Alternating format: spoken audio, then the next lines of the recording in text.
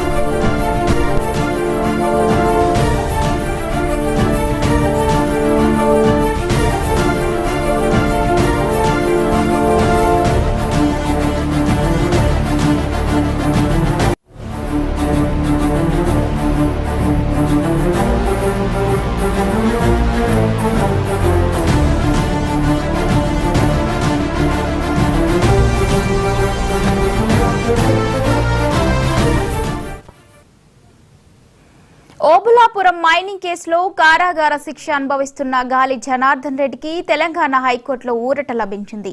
ఈ కేసులో దోషులందరికీ 7 ఏళ్ల జైలు శిక్ష విధిస్తూ సిబిఐ న్యాయస్థానం తీర్పు ఇవ్వగా దానిని హైకోర్టు సస్పెండ్ చేసింది. దీంతో గాలితో పాటు ఆయన పిఏ అలీఖాన్, బివి శ్రీనివాసరెడ్డి, రాజ్ గోపాల్ కు బెయిల్ మంజూరు చేసింది. 10 లక్షలతో 2 షూరిటీలు సమర్పించాలని ఆదేశించింది. అంతేకాకుండా ఇండియా విడిచి ఎక్కడికి వెళ్లిపోవడానికి వీల్లేదని స్పష్టం చేసింది. అలాగే పాస్పోర్ట్ సరెండర్ చేయాలని గాలి జనార్దన్ రెడ్డికి హైకోర్టు ఆదేశాలు జారీ చేసింది. ఇక దీనిపై మరింత సమాచారం మా ప్లానింగ్ ఎడిటర్ సురేష్ అందిస్తారు. సురేష్, చెప్పండి.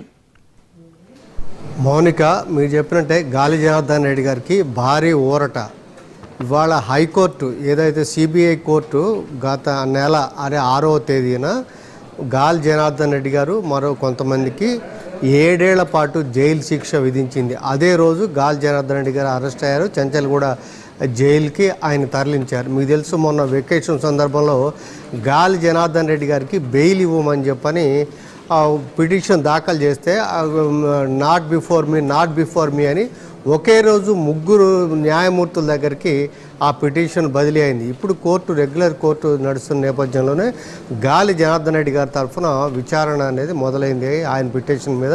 అందులో ప్రధానంగా గాలి జనార్దన్ రెడ్డి గారి కంటెన్షన్ ఏంటంటే, తాను గంగావతి ఎమ్మెల్యే, ఇప్పుడు గంగావతి ఎమ్మెల్యే ఎప్పుడైతే మీకు తెలుసు 2 ఏళ్ల కనుక ప్రజాప్రాతినిధ్య చట్టం ప్రకారం 2 ఏళ్ల కనుక జైలు శిక్ష పడితే మీకు తెలుసు, గతంలో రాహుల్ గాంధీ గారు కూడా అనర్హులు చేశారు, తర్వాత రివర్ట్ చేశారు. సో అలానే 2 ఏళ్ళు అంటే 7 ఏళ్ల జైలు శిక్ష కాబట్టి కర్ణాటక అసెంబ్లీ 8వ తేదీనే ఆయన అనర్హుడుగా, అంటే గంగావతి ఎమ్మెల్యే స్థానం అనర్హుడుగా, ఖాళీ సీటుగా ఆయనకు అనర్హుడు కింద కర్ణాటక అసెంబ్లీ ప్రకటించింది. దీని మీద ఇప్పుడు ఏంటంటే ఎలక్షన్ కమిషన్ దానికి ఎన్నికలు నిర్వహించడానికి ఒక తేదీని ప్రకటించాల్సి ఉంది. సో ఇలాంటి సందర్భంలో తన అనర్హత కనుక తన మీద వేస్తే ఎవరైతే గంగావతి ప్రజలు ఎన్నుకున్నారో ఆ ప్రజలకి అన్యాయం అవుతుంది, లేదంటే ఆ ప్రజలు ఇచ్చిన తీర్పునకు విలువ లేకుండా పోతుందని చెప్పని గాలి జనార్దన్ రెడ్డి గారు హైకోర్టుకి, తెలంగాణ హైకోర్టు దృష్టికి తీసుకెళ్తే తెలంగాణ హైకోర్టు దాన్ని పరిగణలోకి తీసుకుంది. ప్రధానంగా ఏంటంటే గాలి జనార్దన్ రెడ్డి గారికి ఇప్పుడు 7 ఏళ్ల జైలు శిక్ష విధించారు. కానీ 5/9/2011 గాలి జనార్దన్ రెడ్డి గారు, అంటే అప్పుడు ట్రయల్ ఉండగానే, కేసు విచారణలో ఉండగానే 2011 సెప్టెంబర్ మనకి 5వ తేదీన గాలి జనార్దన్ రెడ్డి గారు అరెస్ట్ చేశారు. 3 ఏళ్ల పాటు, అంటే 2015 జనవరి 20 వరకు, అంటే 3 ఏళ్ల పాటు ఆయన జైల్లోనే ఉన్నారు. ఇప్పుడు 7 ఏళ్ల జైలు శిక్ష విధించే, అంటే దాదాపు సగం వరకు కూడా జైలు శిక్ష ఆల్రెడీ గాలి జనార్దన్ రెడ్డి గారు అనుభవించారు. మళ్ళీ ఈ 6వ తేదీ నుంచి కూడా ఆయన జైల్లోనే ఉన్నారు. కాబట్టి ఒకవైపు ఈ సగం వరకు జైలు శిక్ష అప్పటికే అనుభవించటం, ఇంకోవైపు ఆయన అనర్హుడిగా ఈ సస్పెన్షన్ ఏదైతే ఈ మనకి 7 ఏళ్ల జైలు శిక్ష కనుక సస్పెండ్ చేయకపోతే రేపు గాలి జనార్దన్ రెడ్డి గారికి ఇప్పుడు అనర్హత ఆల్రెడీ ప్రకటించారు. కాబట్టి ఎలక్షన్ కమిషన్ ఎన్నిక జరపడానికి అవకాశం ఉంటుంది. కాబట్టి ఈ 2 అంశాలని కన్సిడర్ తీసుకొని ఆయనకి సస్పెన్షన్ ఏదైతే సిబిఐ కోర్టు ఆర్డర్ ఇచ్చిందో ఆ ఆర్డర్ని సస్పెండ్ చేస్తూ గాలి జనార్దన్ రెడ్డి గారికి తెలంగాణ హైకోర్టు బెయిల్ మంజూరు చేసింది. మీరు చెప్పినట్టుగానే కొన్ని ష్యూరిటీలతోటి బెయిల్ మంజూరు చేసింది. ఇప్పుడు ఇవాళ కానీ రేపు కానీ గాలి జనార్దన్ రెడ్డి గారు విడుదలయ్యే అవకాశం ఉంది. సురేష్, జనార్దన్ రెడ్డి పిఎల్కి బెయిల్ మంజూరు చేసినట్టు తెలుస్తుంది. ఈ బెయిల్ మంజూరుపై ఎటువంటి రూల్స్ పెట్టి బెయిల్ మంజూరు చేశారు?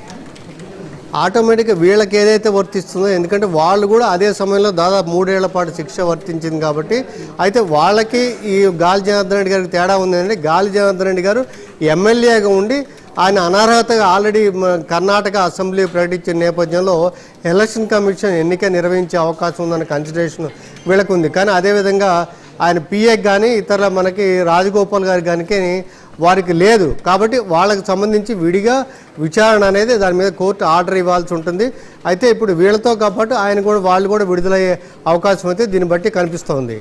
ఇక మీరు చెప్పినట్టు షూరిటీలు ఏంటంటే అదే 10 లక్షల రూపాయలు పూచీకత్తు ఉండాలి, తర్వాత దేశం విడిచి పారిపోకూడదు, అదేవిధంగా సాక్షులను ప్రభావితం చేయకూడదు. సో ఇలాంటి కండిషన్స్ తోటి ముందైతే ఆయనకి బెయిల్ ఇచ్చారు. Mounika. Right, thank you Suresh.